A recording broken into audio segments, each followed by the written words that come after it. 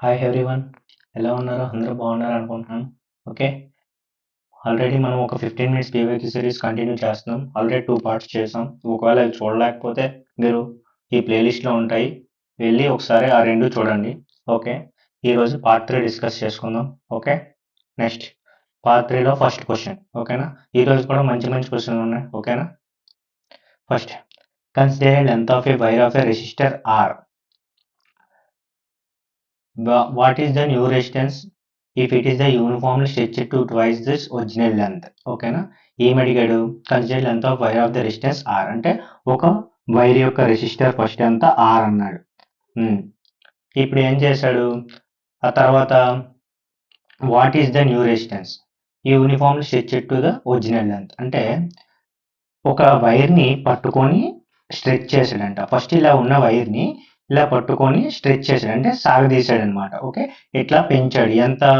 Stretch to twice of it's original length. For example ఇది L అయితే దాని ఎంత? ఇది 2L అన్నట్టు చేశాడు. ఓకేనా, మన బేసిక్గా రెసిస్టెన్స్ ఫార్ములా ఏంటి? R is equals to rho L by ఏ.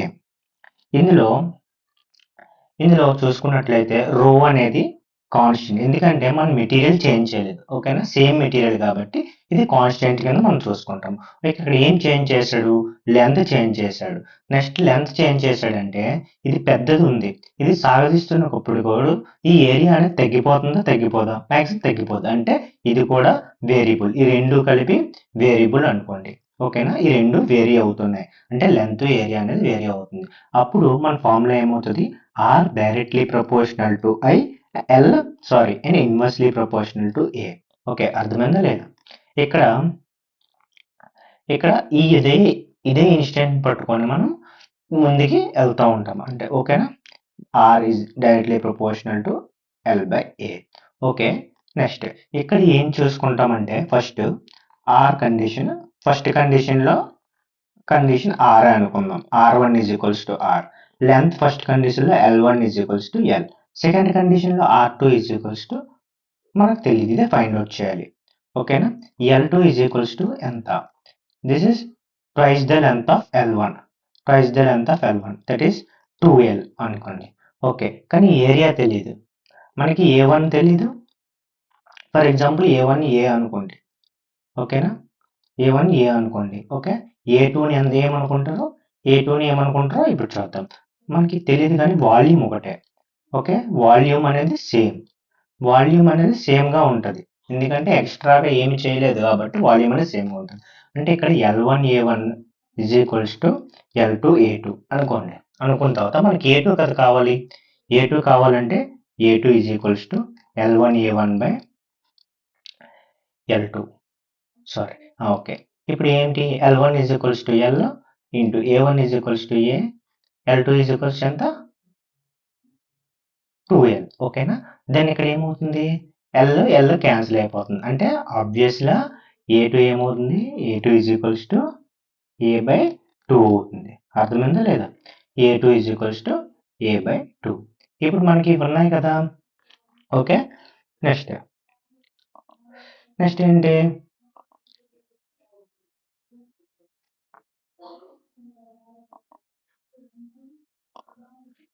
ఇప్పుడు ఇవి ఉన్నాయి కదా, ఇవి మనం ఏం చేస్తామంటే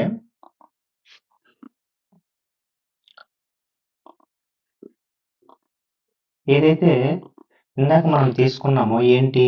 are directly proportional to L by A అంటే దీంట్లో సబ్స్టిట్యూట్ చేద్దాం. For example R2 by R1 అనుకోండి. అంటే ఇది L2 బై ఏమవుద్ది? L2 by A2 into A1 by L1 అవుతుంది. ఓకేనా, ఎందుకు ఈ విధంగా వచ్చిందంటే చూసుకోండి. R2 బై R1 వేస్తే L2 by A1 by L1 by R2 by A2 by L1 by A1. ఇదంతా ఇలా చేస్తే ఈ విధంగా వస్తుంది, తెలుసు కదా ఇది.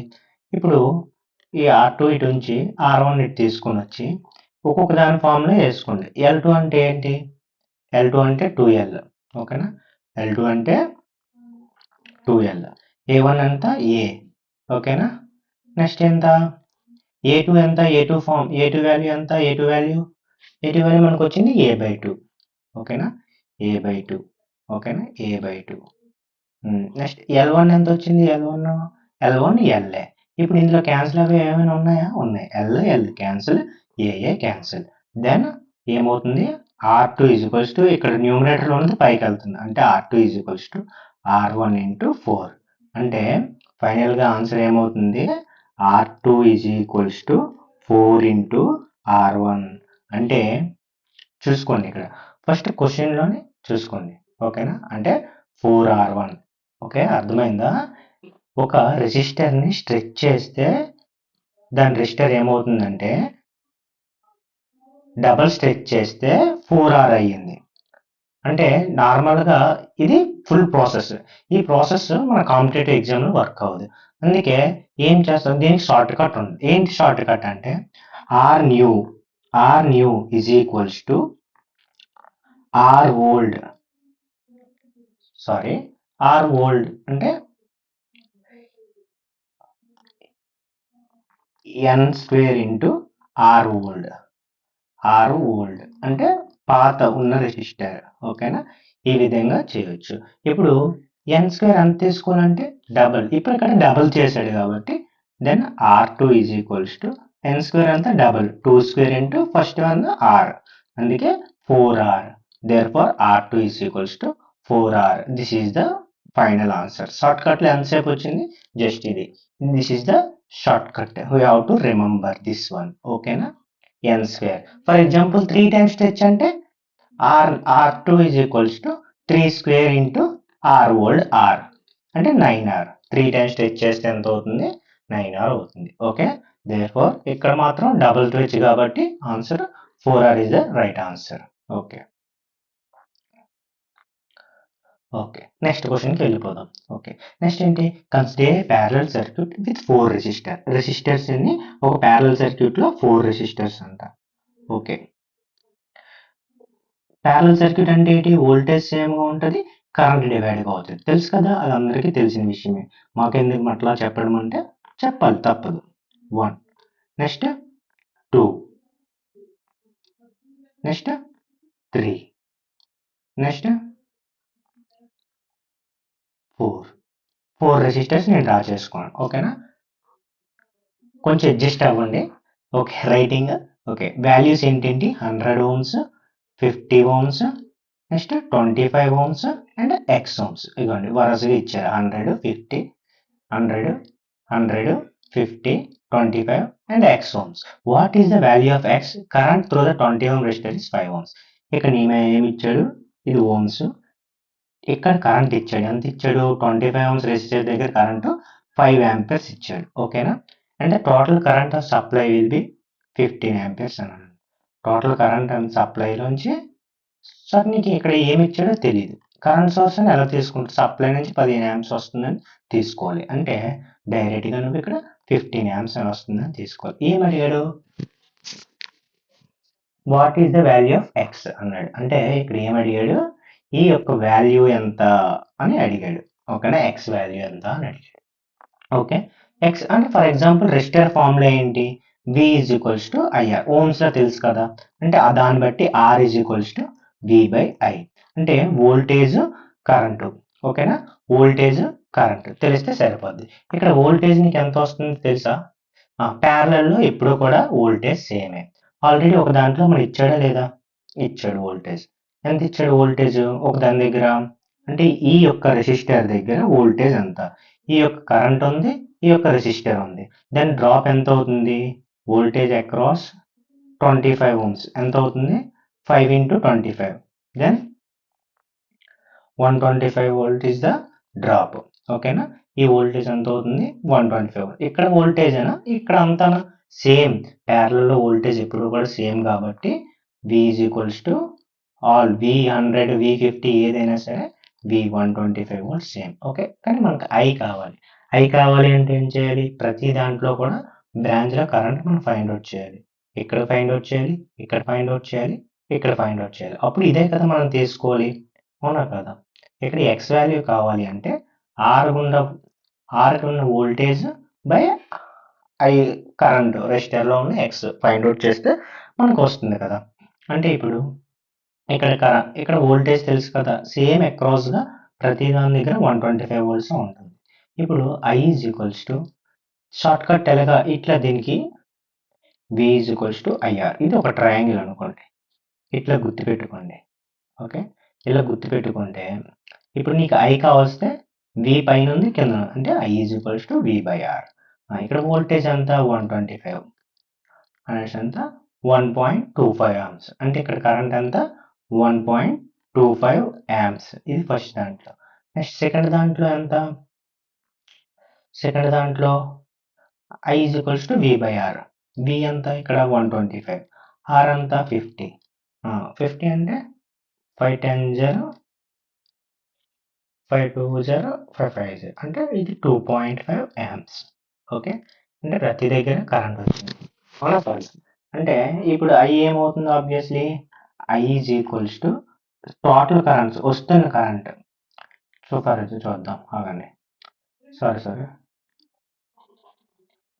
వస్తున్న కరెంట్ ఎంత, 15 ఆంపియర్స్. దాన్ని ఏ విధంగా డివైడ్ అవుతుంది, ఫస్ట్ది ఎంత, first current 1.25, next 2.5, 1.25 plus 2.5 plus IX, next ఇంకో థర్డ్ దాంట్లో ఎంత, అలాగే క్వశ్చన్లో ఇచ్చాడు థర్డ్ దాంట్లో ఎంత అనేది 5 ఆంపియర్స్. ఇది 5 ఆంపియర్స్. ఓకేనా, ఇప్పుడు ఏంటి, మనకు IX కావాలంటే ఇవన్నీ ఇందులోంచి తీసేయాలి. ఓకేనా, ఓకే. ఇప్పుడు is equals to 15 minus 3.75, sorry 8.75, ఇట్లా చేస్తే ఏమవుతుంది,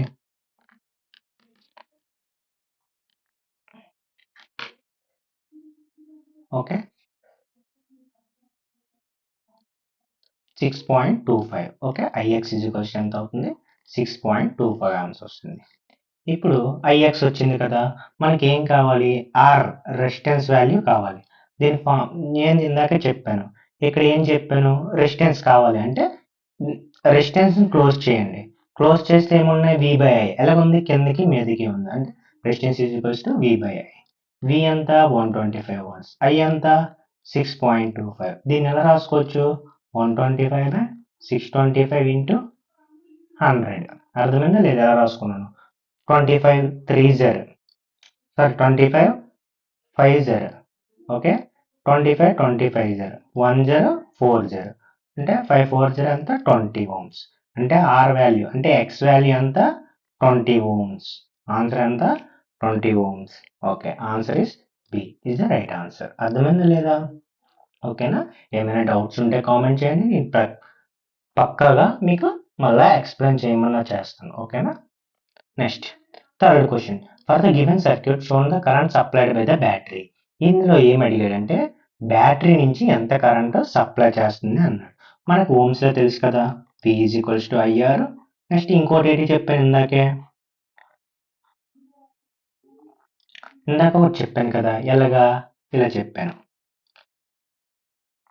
అంటే మనం గుర్తు పెట్టుకోవడానికి ఏంటి కావాలి మనకి, V is equals to IR ఇలా రాసుకోండి.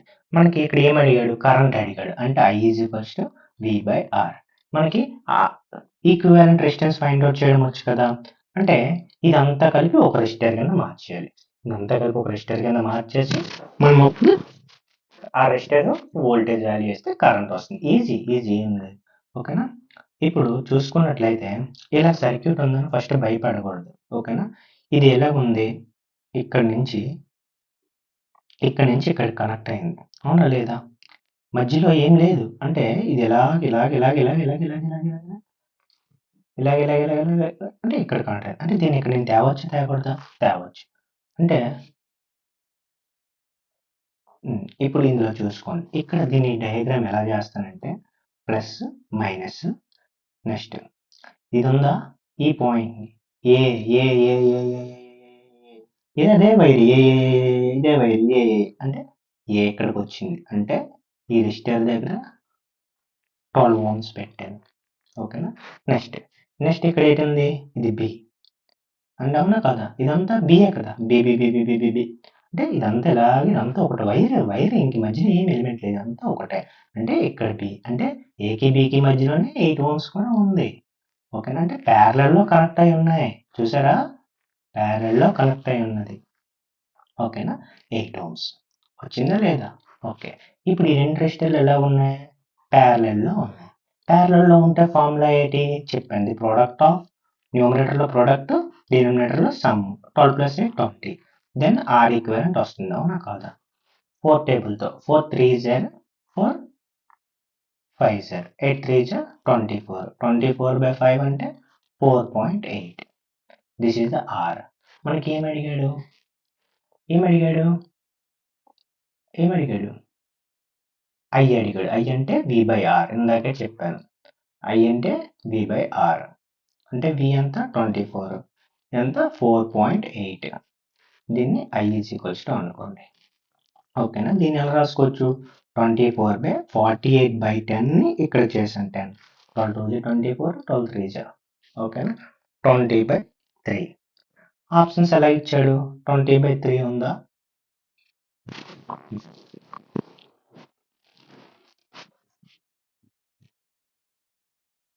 ఎక్కడో తప్పు చేసాం.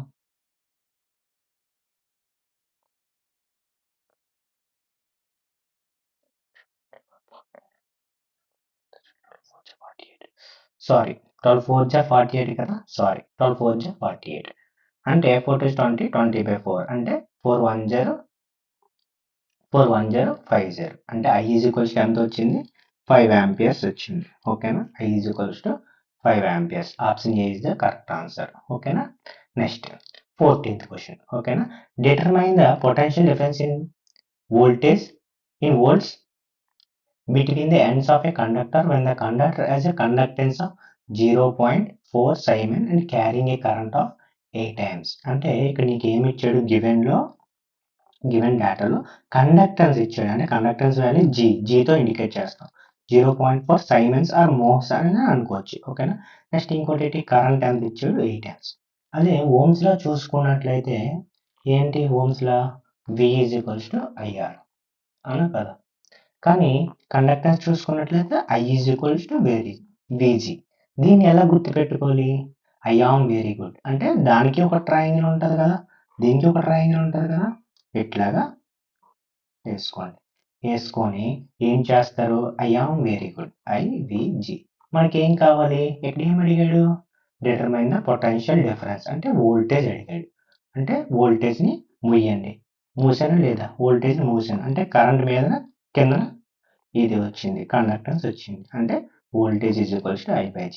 8/G అంత 0.4 సైమెన్స్. ఓకేనా? 8 into 10/4. ఓకేనా? 410 420 అంటే V ఈజ్ ఈక్వల్స్ టు ఎంత? 20 volts వచ్చింది. వచ్చిందా రాలేదా? ఓకేనా? ఈజీగా చేసుకోండి. ఓకేనా? దాన్ని మళ్ళా రెసిస్టర్లోకి మార్చి ఆ విధంగా కూడా చేసుకోవచ్చు. కానీ ఏం అవసరం లేదు. I very good. I is equals to VG. Voltage into conductance. ఓకేనా? దీని నుంచి ఇది వస్తుంది. ఓకేనా? ఎందుకు ఎలా వస్తుంది అని కూడా ఒకసారి డిస్కస్ చేయమని చేస్తాను. చూడండి అయితే. V is equals to IR. ఆర్కి ఇన్వర్స్లీ ప్రపోర్షనల్ కదా G. Sorry, G R is equals జీకి ఈజ్ ఈక్వల్స్ టు 1/R. అందుకే నేను ఆర్ తీసుకున్నాను కాబట్టి ఆర్ ప్లేస్ లో 1/G తీసుకున్నాను. అప్పుడు ఏమవుతుంది? ఇప్పుడు ఐ ఈజ్ ఈక్వల్స్ టు ఈ జీ ఇంటూ ఇటు వెళ్తుంది, VG అవుతుంది. ఓకేనా? ఇదే ఇక్కడ వచ్చింది. ఓకేనా? అర్థమైందా లేదా? ఇది answer. Okay. Next 15th question. Determine the energy stored in the 8 Henry's inductor. The current flowing through the inductor is 4 amperes. Current ఎంత? 4 amperes. ఎప్పుడైనా ఎనర్జీ ఇన్ ఇండక్టర్ అన్నా ఇస్తే ఎనర్జీ ఇండక్టర్ కెపాసిటర్ ఇటువంటి క్వశ్చన్ మనం ఎక్కువ చూస్తుంటాం. Capacitor energy stored in inductor, energy stored in capacitor. అలాగే energy stored in resistor అని అనరు. ఎందుకంటే రెసిస్టర్ అనేది ఎనర్జీని డిసిపేట్ చేస్తుంది, ఎటువంటి స్టోర్ చేయదు. ఇండక్టర్ కెపాసిటర్ మాత్రం ఎనర్జీని ఏం చేస్తే స్టోర్ చేస్తూ ఉంటాయి. ఓకేనా? ఇప్పుడు ఎనర్జీ ఫర్ ఇండక్టర్ అన్నప్పుడు ఫార్ములా సింపుల్గా చేసుకోండి. ఏమీ లేదు. E is equals to half into L into I square. This is the energy inductor.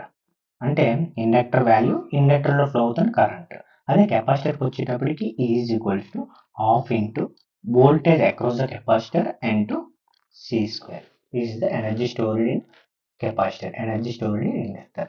ఇక్కడ మన క్వశ్చన్ ఏంటి, ఎనర్జీ స్టోర్డ్ ఇన్ ఇండక్టర్. ఈ ఫార్ములా తీసుకొని సబ్స్టిట్యూట్ చేయడమే. Is equals to half, L value ఎంత 8 హెన్రీస్, ఐ స్క్వేర్ ఎంత 4 square. ఓకేనా, అంటే 210 240, 4 క్యూబ్ ఎంత 64. షార్ట్ కట్లో ఉండాలి, ఎందుకంటే మనం ప్రిపేర్ అవుతుంది కాంపిటేటివ్ ఎగ్జామ్, ఎంత తక్కువ టైంలో చేయగలిగితే అంత మనకు మంచిది. ఓకేనా, 64. ఓకే, ఎనర్జీ జౌల్స్లో రిప్రజెంట్ చేస్తారు. ఓకేనా, ఎనర్జీ జౌల్స్. ఓకేనా, ఓకే, మనం ఇవాళ కంప్లీట్ చేస్తాము. అలాగే ఈ వీడియో మీకు నచ్చినట్లయితే షేర్ చేయండి, కామెంట్ చేయండి. అలాగే మన యూట్యూబ్ ఛానల్ని ఇప్పటివరకు సబ్స్క్రైబ్ చేసుకోకపోతే సబ్స్క్రైబ్ చేసుకోండి. ఓకేనా, మరికొన్ని క్వశ్చన్స్తో మళ్ళీ రేపు కలుద్దాం. Okay, bye.